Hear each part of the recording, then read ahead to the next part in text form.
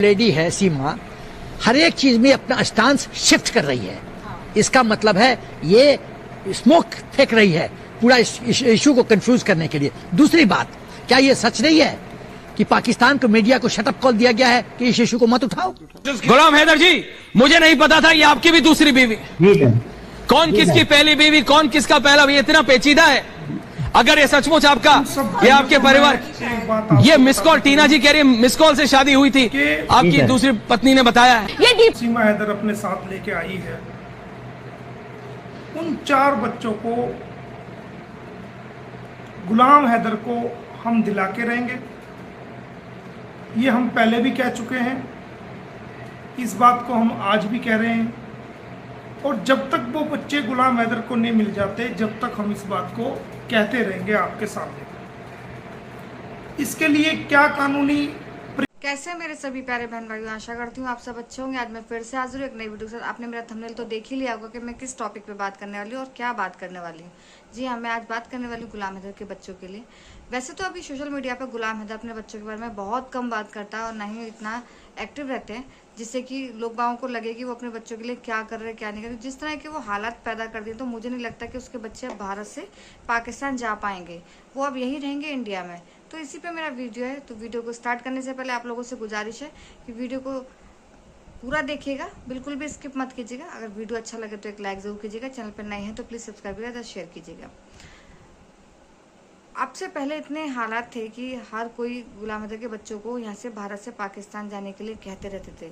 इसमें गुलाम हैदर भी काफ़ी एक्टिव रहते थे। लेकिन जब से ये केस का रुख बदला है, तब से सभी लोग, अब कोई ये नहीं कहता कि उसके बच्चे पाकिस्तान जाएं, क्योंकि वो भारत में भी अच्छे रहते हैं, सेफ रहते हैं, बढ़िया रहते हैं। तो उनकी माँ उनके साथ है तो बढ़िया ही रहेंगे। बस थोड़ा सा ये है कि उन पर केयर नहीं कर पा रही है।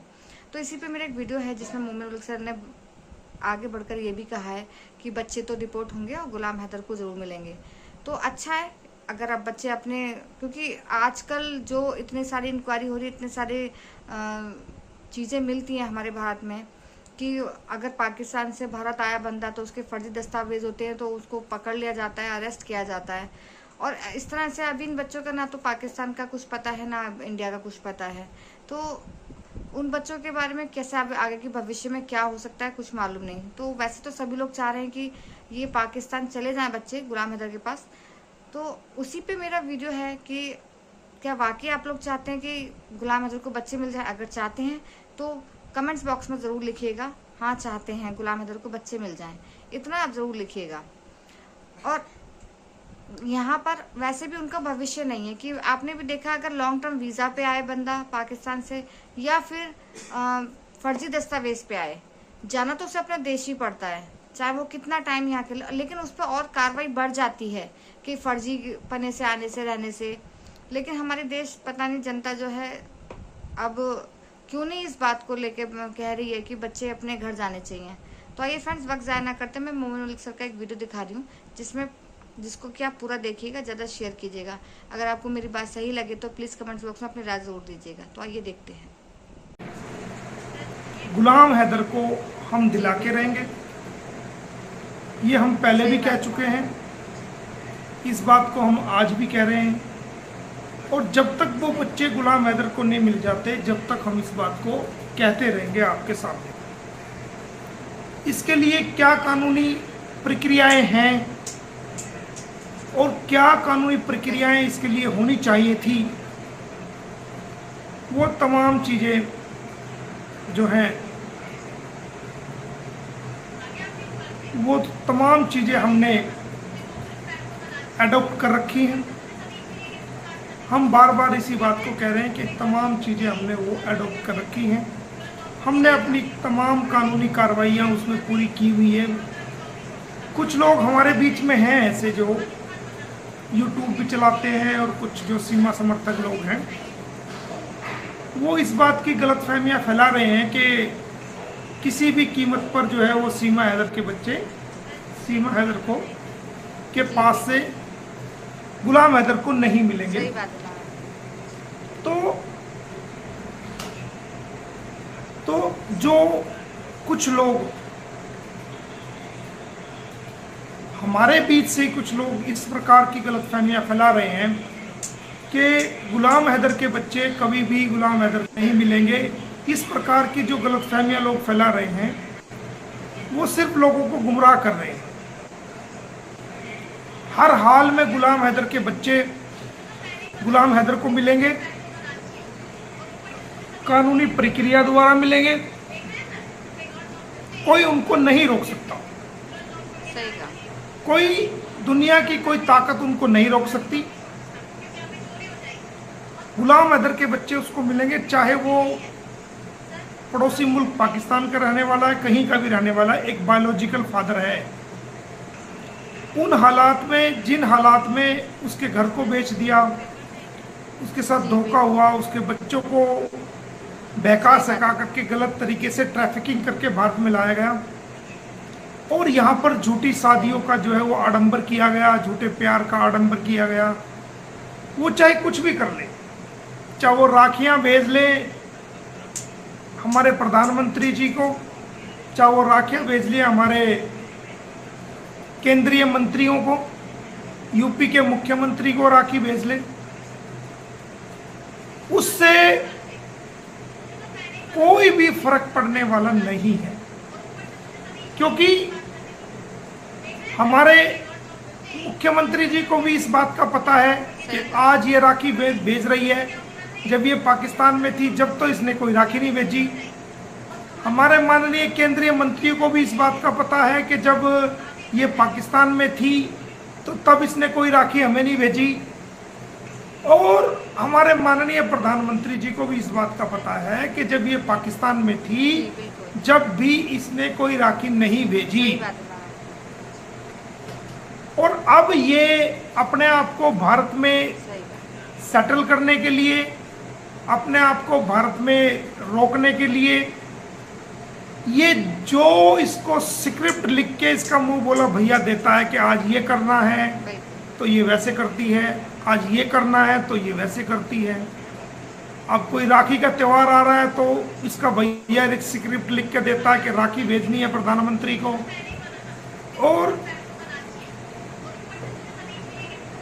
उत्तर प्रदेश के मुख्यमंत्री को राखी भेजनी है और केंद्रीय मंत्री को राखी भेजनी है।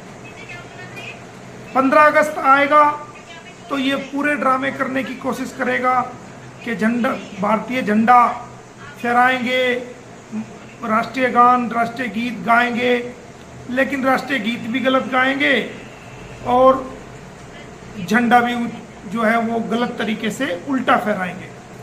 मतलब परमात्मा भी कहीं ना कहीं जो सारी दुनिया का मालिक और खालिक है ना, ये इज्जत लेने के लिए आया था यहाँ, राष्ट्रीय ध्वज को फहराने के लिए। लेकिन एक लाइन है अरबी की कि इज्जत मंतशा व जिल्लत मंतशा।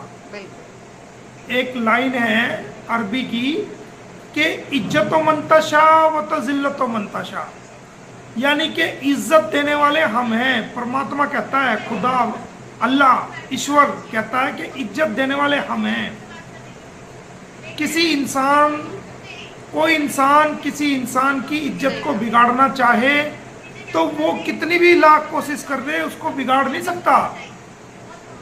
कोई इंसान किसी इंसान को इज्जत देना चाहे वो उसको इज्जत नहीं दे सकता जब तक कि ये आसमानी फैसले ना हो। तो ये किसी इंसान को इज्जत देना, किसी के लिए जिल्लत के फैसले करना, ये सारी चीजें परमात्मा की तरफ से होती है। आपने देखा होगा कि किस प्रकार ये झंडा फहराने के लिए, ये इज्जत लेने के लिए आया था, कहा कि तेरी पूरे भारत में वाह वाह हो कि देखो जी सीमा से तिरंगा झंडा लहरावा दिया, खुद भी लहरा रहा है, 15 अगस्त मना रही है, 26 जनवरी मना रही है, देश का बेवकूफ़ बनाने के लिए, देश के लोगों का बेवकूफ़ बनाने के लिए, सरकार को धोखा देने के लिए और सरकार के नुमाइंदों को धोखा देने के लिए ये इस प्रकार की जो है वो कृत्य किए जा रहे हैं। दुनिया 15 अगस्त को मनाती है, ये बाबूजी 12 अगस्त को वहाँ पहुँच गए और झंडा ही फहराना था तो मीडिया लेके जाने की जरूरत क्या थी। अगर आप किसी कार्य को दिल से, तिरंगे की कोई इज्जत नहीं, सिर्फ दिखावा कि हाँ हमने तिरंगा फहरा दिया, और तिरंगा भी कौन सा फहराया, उल्टा तिरंगा फहरा दिया। तो बजाय इज्जत मिलने के दुनिया ने थू थू किया, दुनिया ने थू थू किया। तो दोस्तों ये सारी चीजें जो है वो परमात्मा की तरफ से हैं।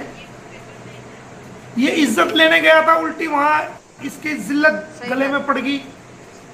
कितनी देर तक इसको पता ही नहीं, मैं मीडिया में बाइट दे रहा हूं और उल्टा उसको जो ना लहरा रहा है। तो दोस्तों ये सारी बातें, और फिर हमने कहा कि भाई आप राष्ट्र से माफी मांगिए।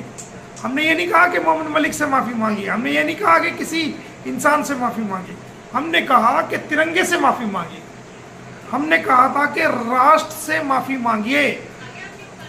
लेकिन ईगो इतनी बड़ी है, ये नाक का मसला इतना बड़ा है, इतनी ज्यादा ईगो है कि तिरंगे की इज्जत से भी बड़ी इस इंसान ने अपनी ईगो को समझा, जबकि तिरंगे की शान से कोई चीज बड़ी नहीं है। सबसे ऊंचा तिरंगा हमारा। तो दोस्तों वो एक दुख भरी घटना थी जिसका पूरे देश को दुख हुआ कि एक पढ़ा लिखा इंसान राष्ट्रीय गीत भी गलत, राष्ट्रीय गान भी गलत गा रहा है। कार्रवाई करते हुए वो क्रिमिनल कंप्लेंट उनकी जी बिल्कुल हमने सही बात। हमने